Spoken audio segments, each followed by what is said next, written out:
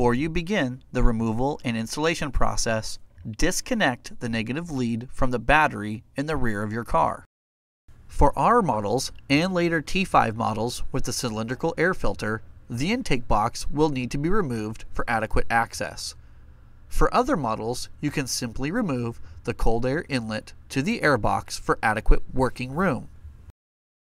Getting started with the cylindrical style air box, release the turbo control valve from the mount on the rear side of the air box. Just simply set it aside. Using a Torx 25, remove the 4 Torx screws from the top of the airbox lid.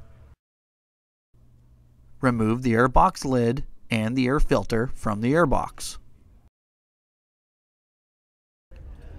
Using a 10mm wrench, remove the 5 bolts mounting the cold air intake tube and then remove the tube.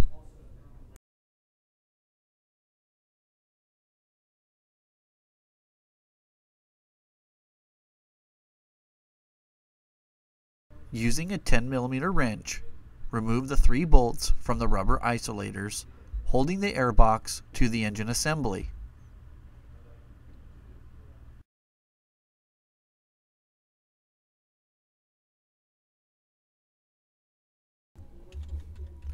Disconnect the harness from the mass air sensor and release the clamp that holds the turbo inlet tube to the back of the mass airflow sensor.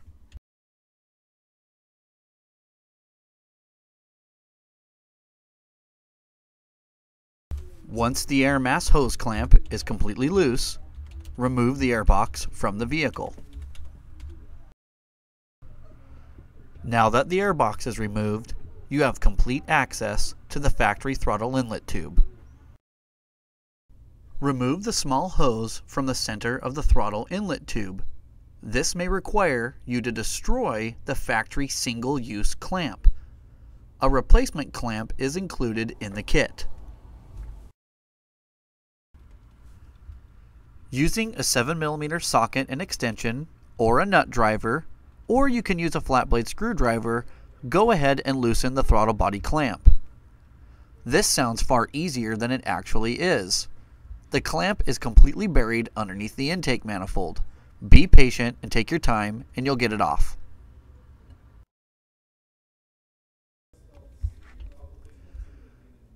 Using a 7mm socket or flat blade screwdriver, loosen the clamp at the intercooler end of the tube. Once the clamp is completely loosened, disconnect the tube from the intercooler.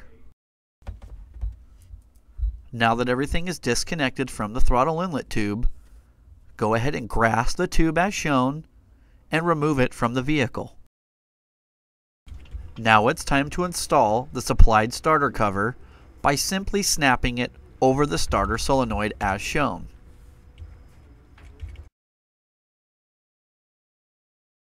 Pre-install the supplied clamp on the new throttle elbow in the same orientation as the original clamp.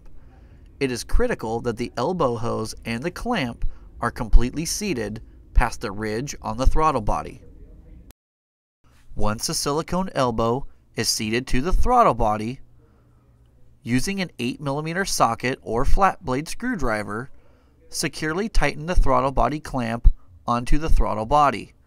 This must be secure and properly positioned since it's your most likely future failure point. Slip 1 T-bolt clamp onto the silicone elbow and then insert the long end of the metal tube approximately 1 to 2 inches into the silicone elbow. Orientate the tube where the nipple on the center pipe lines up with the smaller hose. Slide the other T-bolt clamp onto the tube and then slip the silicone intercooler elbow approximately 2 inches onto the metal pipe.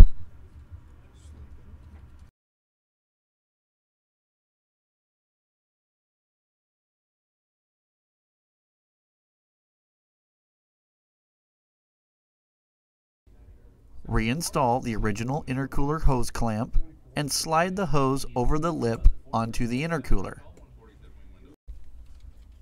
Now it's time to tighten the 2 T-bolt clamps holding the silicone to the center metal pipe.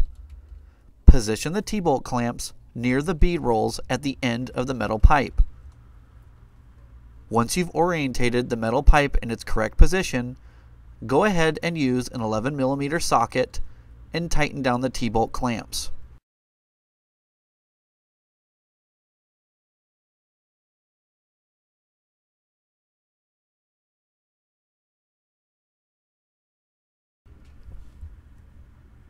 Using a 7mm socket or flat blade screwdriver, tighten up the factory clamp at the end of the silicone that connects to the intercooler.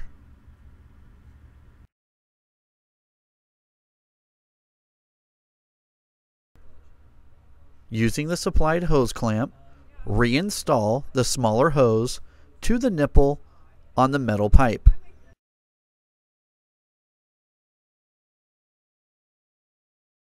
Now that the throttle inlet tube is completely installed, double check all your hose clamp connections, especially the one at the throttle body.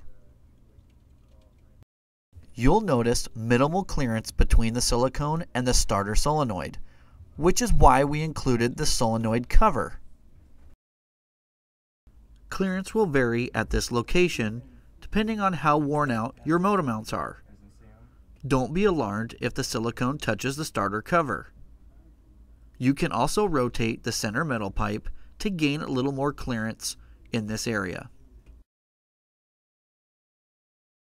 Once the throttle inlet tube is completely installed, reinstall the airbox or the cold air intake tube as removed. Reconnect the negative lead on the battery. Take the car for a test drive and then lift the hood and double check your work.